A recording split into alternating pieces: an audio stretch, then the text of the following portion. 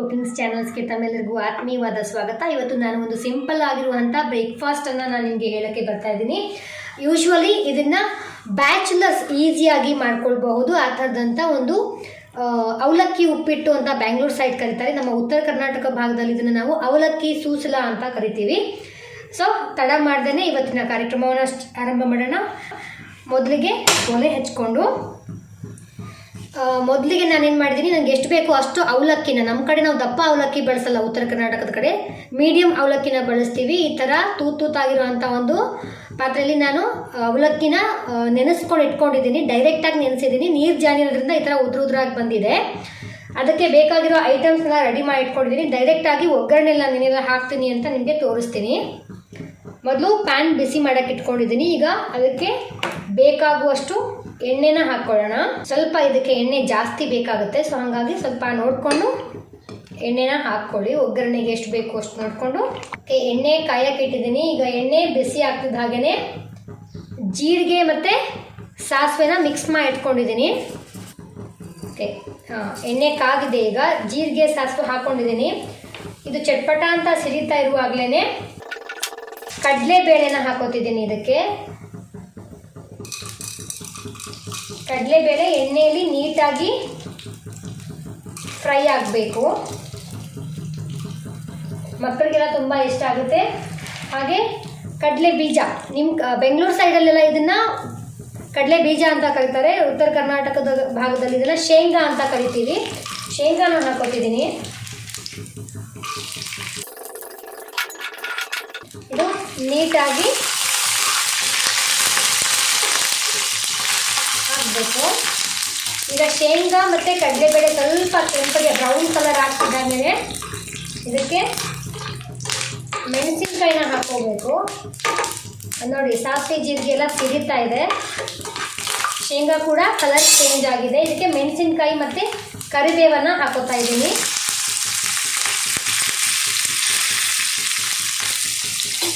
ಕರಿಬೇವನ್ನು ನಾನು ಕಟ್ ಮಾಡಿ ಹಾಕೊಂಡಿದ್ದೀನಿ.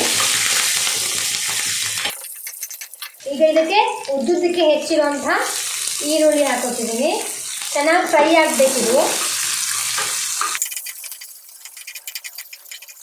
ಕರಿಬೇವನ್ನ ಚಿಕ್ಕದಾಗಿ ಯಾಕೆ ಕಟ್ ಮಾಡಿ ಹಾಕೊಂಡಿದ್ದೀನಿ ಅಂತಂದರೆ, ಕರಿಬೇವು ಆರೋಗ್ಯಕ್ಕೆ ತುಂಬ ಒಳ್ಳೆಯದು ಆಗಿರುತ್ತೆ. ಜೊತೆಗೆ ಫೇಸ್ಗೆ, ಬ್ಯೂಟಿಗೆ, ಹೇರ್ಸ್ಗೆ ಮತ್ತು BP ಶುಗರ್ಗೆಲ್ಲ ಕರಿಬೇವು ಆಯುರ್ವೇದದಲ್ಲಿ ಅದಕ್ಕೊಂದು ವಿಶೇಷವಾದಂಥ ಸ್ಥಾನ ಇದೆ. ಸೊ ಹಾಗಾಗಿ ಕರಿಬೇವನ್ನ ಹೆಚ್ಚಿಗೆ ಹಾಕೊಂಡಷ್ಟು ಈ ಡಿಶ್ಗೂ ಕೂಡ ಟೇಸ್ಟ್ ಜಾಸ್ತಿ. ನಾನು ಕಟ್ ಮಾಡಿ ಏನಕ್ಕೆ ಹಾಕ್ಕೊಂಡಿದ್ದೀನಿ ಅಂದರೆ, ಯೂಶ್ವಲಿ ತಿನ್ನಬೇಕಾದ್ರೆ ಎತ್ತಿಟ್ಬಿಟ್ಟು ತಿಂತಾರೆ, ಹಂಗೆ ಆಗಬಾರ್ದು ಅನ್ನೋ ಕಾರಣಕ್ಕೆ ಚಿಕ್ಕದಾಗಿ ಕಟ್ ಮಾಡಿ ಹಾಕ್ಕೊಂಡಿದ್ದೀನಿ. ಈರುಳ್ಳಿ ಎಲ್ಲ ಬ್ರೌನ್ ಕಲರ್ ಬರೋ ತನಕ ನೀಟಾಗಿ ಫ್ರೈ ಮಾಡ್ಕೋಬೇಕು. ತುಂಬ ಬ್ರೌನ್ ಏನು ಆಗೋಕ್ಕೆ ಬೇಡ, ಲೈಟಾಗಿ ಬ್ರೌನ್ ಆದರೆ ಸಾಕು. ಈರುಳ್ಳಿ ಬೇಗ ಬೇಯಲಿ ಅಂತ ನೋಡಿಕೊಂಡು ಸ್ವಲ್ಪ ಉಪ್ಪು ಹಾಕೋತಿದ್ದೀನಿ. ಎಷ್ಟು ಬೇಕೋ ಅಷ್ಟು, ಅವಲಕ್ಕಿ ಎಷ್ಟಿದೆ ಅಂತ ನೋಡ್ಕೊಂಡ್ಬಿಟ್ಟು ಉಪ್ಪು ಹಾಕ್ಕೊಳ್ಳಿ. ಈರುಳ್ಳಿ ಕಲರ್ ಚೇಂಜ್ ಆಗಿದೆ, ಸಾಕು. ಇಷ್ಟ ಆದರೆ ಟೊಮೆಟೊ ಹಾಕೋತಿದ್ದೀನಿ. ಟೊಮೆಟೊ ಇದು ಆಪ್ಷನಲ್ಲು. ಟೊಮೆಟೊ ಬೇಕು ಅಂದರೆ ಹಾಕೋಬೋದು, ಇಲ್ಲಾಂದರೆ ಕೆಲವರು ಇದಕ್ಕೆ ನಿಂಬೆಹಣ್ಣನ್ನು ರಸ ಹಾಕೋತಾರೆ. ನಿಂಬೆಹಣ್ಣು ಹಾಕೋಬೇಕು ಅಂತಂದರೆ ಎಲ್ಲ ಆದಮೇಲೆ ಅವಲಕ್ಕಿನೆಲ್ಲ ಮಿಕ್ಸ್ ಮಾಡಿದ್ಮೇಲೆ ಮೇಲೆ ಹಾಕ್ಕೊಂಡು ಅದನ್ನ ಮಿಕ್ಸ್ ಮಾಡ್ಕೋಬೇಕು. ಟೊಮೆಟೊ ಆದರೆ ಹೀಗೆ ಬಾಡಿಸ್ಕೋಬೇಕು. ಈಗ ಇದಕ್ಕೆ ಒಂಚೂರು ಅರಿಶಿನ ಹಾಕೋತಿದ್ದೀನಿ. ಅರಿಶಿನ ನೋಡ್ಕೊಂಡು ಹಾಕೊಳ್ಳಿ. ಟೊಮೆಟೊ ಎಲ್ಲ ಮೆತ್ತಗಾಗಿದೆ. ಈಗ ಅವಲಕ್ಕಿನ ಸೇರಿಸ್ಕೋಬೋದು. ಈ ಥರ ತೂತಾಗಿರುವಂಥ ಜಾರ್ಗೆ ಹಾಕ್ಕೊಂಡ್ರೆ ಅವಲಕ್ಕಿ ಈ ಥರ ಉದ್ರಾಗಿ ಬರುತ್ತೆ. ಉದ್ರಾಗಿ ಬಂದರೆ ತಿನ್ನೋಕ್ಕೆ ಇಷ್ಟ ಆಗುತ್ತೆ, ಇಂಟ್ರೆಸ್ಟ್ ಬರುತ್ತೆ. ಸೊ ಈಗ ಅವಲಕ್ಕಿನ ಇದಕ್ಕೆ ಮಿಕ್ಸ್ ಮಾಡ್ಕೊತಿದ್ದೀನಿ. ಈಗ ಇದನ್ನು ಚೆನ್ನಾಗಿ ಮಿಕ್ಸ್ ಮಾಡ್ಕೋಬೇಕು.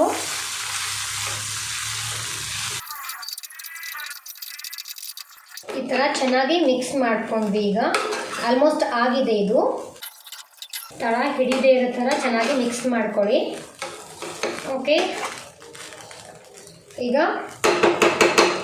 ನಾನು ಗ್ಯಾಸ್ನ ಆಫ್ ಮಾಡಿಬಿಡ್ತೀನಿ. ಅವಲಕ್ಕಿ ಉಪ್ಪಿಟ್ಟು, ಉತ್ತರ ಕರ್ನಾಟಕದ ಅವಲಕ್ಕಿ ಸೂಸ್ಲಾ ರೆಡಿಯಾಗಿದೆ.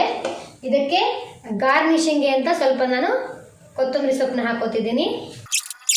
ಓಕೆ, ಉತ್ತರ ಕರ್ನಾಟಕದ ಸ್ಪೆಷಲ್ ನಾಷ್ಟಾ ಅಂತ ಕರಿತೀವಿ, ಸ್ಪೆಷಲ್ ಬ್ರೇಕ್ಫಾಸ್ಟ್ ಅವಲಕ್ಕಿ ಉಪ್ಪಿಟ್ಟು. ಉತ್ತರ ಕರ್ನಾಟಕದ ಅವಲಕ್ಕಿ ಉಪ್ಪಿಟ್ಟು, ಅವಲಕ್ಕಿ ಸೂಸ್ಲ ಟೇಸ್ಟ್ ಮಾಡೋಕ್ಕೆ ರೆಡಿಯಾಗಿದೆ ನೋಡಿ ಫ್ರೆಂಡ್ಸ್. ಬ್ಯಾಚುಲರ್ಸ್ಗೋಸ್ಕರ ವಿಶೇಷವಾಗಿ ಇದನ್ನು ನಾನು ರೆಡಿ ಮಾಡಿದ್ದೀನಿ. ಯಾರಿಗೆಲ್ಲ ಇಷ್ಟ ಆಗುತ್ತೆ ದಯವಿಟ್ಟು ನಮಗೆ ಕಮೆಂಟ್ ಬಾಕ್ಸಲ್ಲಿ ಒಂದು ಕಮೆಂಟನ್ನು ಮಾಡಿ, ಹಾಗೆ ನಮ್ಮ ವೀಡಿಯೋಸ್ಗೆ ಲೈಕ್ಸನ್ನು ಕೊಡಿ. ಇದರಿಂದ ಇನ್ನಷ್ಟು ವೀಡಿಯೋಗಳನ್ನ ಮಾಡೋಕ್ಕೆ ನಮಗೆ ಪ್ರೋತ್ಸಾಹ ಸಿಕ್ಕಂಗಾಗುತ್ತೆ. ಮತ್ತೊಂದು ಡಿಶ್ನೊಂದಿಗೆ ಮತ್ತೆ ಸಿಗ್ತೀನಿ. ಅಲ್ಲಿವರೆಗೂ ನಮಸ್ಕಾರ.